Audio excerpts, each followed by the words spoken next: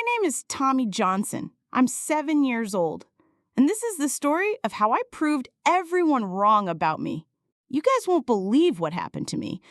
Ever since I was little, I've been obsessed with rockets.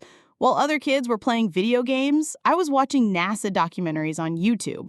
My room was filled with rocket drawings, space books, and I dreamed of building my own.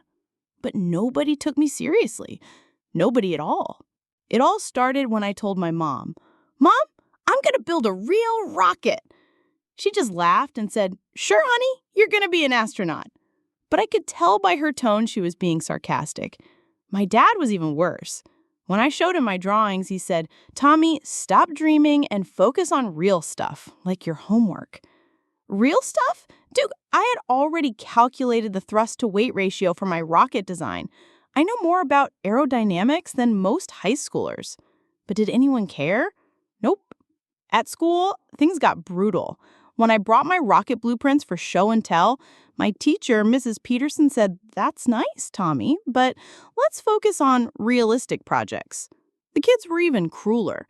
They started calling me Rocket Boy and Space Freak. During recess, Jake Morrison would grab my drawings and throw them in the trash while screaming, "Your stupid rocket will never work." I remember going home crying that day. My parents didn't even ask what happened. They just said I was too sensitive and needed to toughen up. But you know what? I didn't give up. I started collecting materials secretly, empty soda bottles, cardboard tubes, aluminum foil. I watched every single YouTube tutorial about model rockets. I studied physics books at the library that were meant for teenagers. The librarian, Mrs. Chen, was actually the only adult who believed in me. She'd help me find advanced books and say, "You're special, Tommy. Don't let anyone tell you otherwise." If you guys think this story is crazy so far, make sure to subscribe to the channel because it gets even wilder. I want to know what you think about adults who crush kids' dreams. Drop your thoughts in the comments. My breakthrough came when I found out about a science fair at the community center. The prize was a $500 scholarship and a trophy. I knew this was my chance. I worked on my rocket for 3 months straight. Every day after school, I'd go to my secret spot behind the garage and work on it. My parents had no idea. They thought I was just playing outside. If they only knew, I was building something that would change everything. The day of the science fair arrived. I was nervous as hell.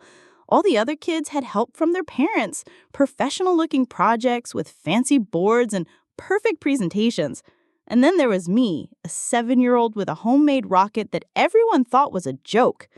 When it was my turn to present, I could hear people whispering, "Oh, look at the little boy with his toy rocket." One judge even said, "That's cute, Tommy, but we're looking for real science projects." Real science? Dude, I had spent months calculating everything. Fuel mixture, nozzle design, stability fence. This wasn't a toy. This was engineering. But then came the moment of truth, the outdoor demonstration. All the kids had to show their projects working. Most were simple experiments, volcanoes, plant growth, stuff like that.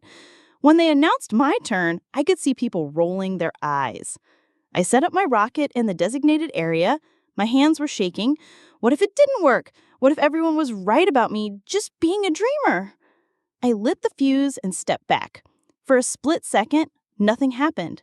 Then whoosh, my rocket shot up into the sky like a bullet. It went higher than anyone expected. Way higher. The crowd went completely silent. My rocket didn't just work. It was perfect.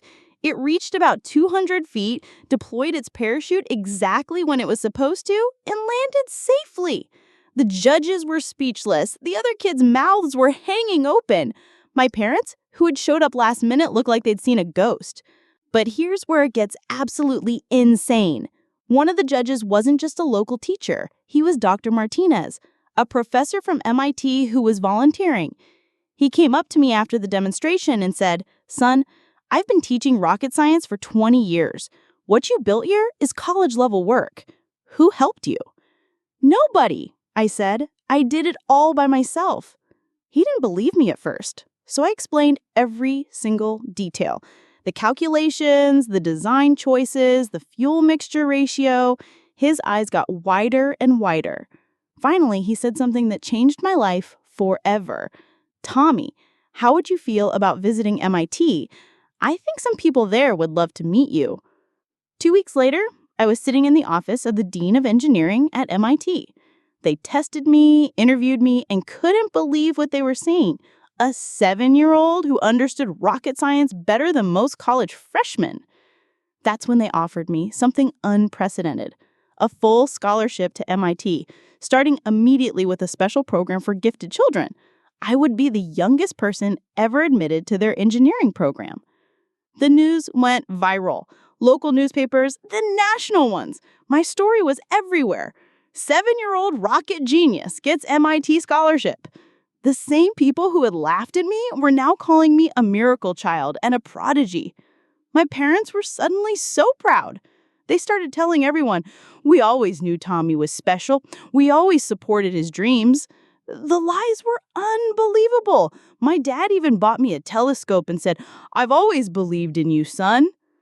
Mrs. Peterson, my teacher who had dismissed my project, requested an interview with the local news. She claimed that she had always encouraged Tommy's scientific curiosity. The hypocrisy was off the charts. But the best part?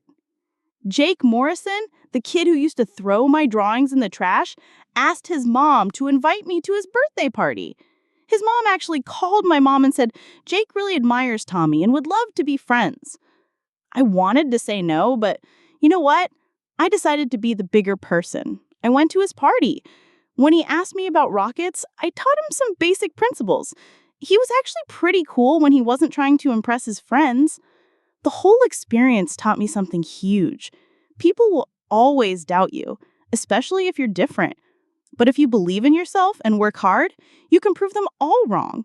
And sometimes the same people who put you down will be the first ones to claim they always believed in you.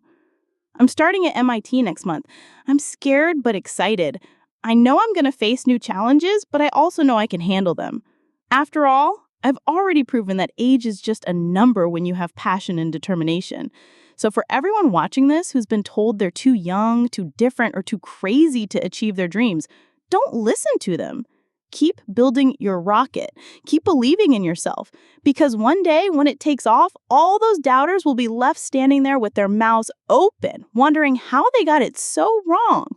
And hey, let me know in the comments what dreams people have told you are impossible. I want to hear your stories, and maybe they'll inspire my next video.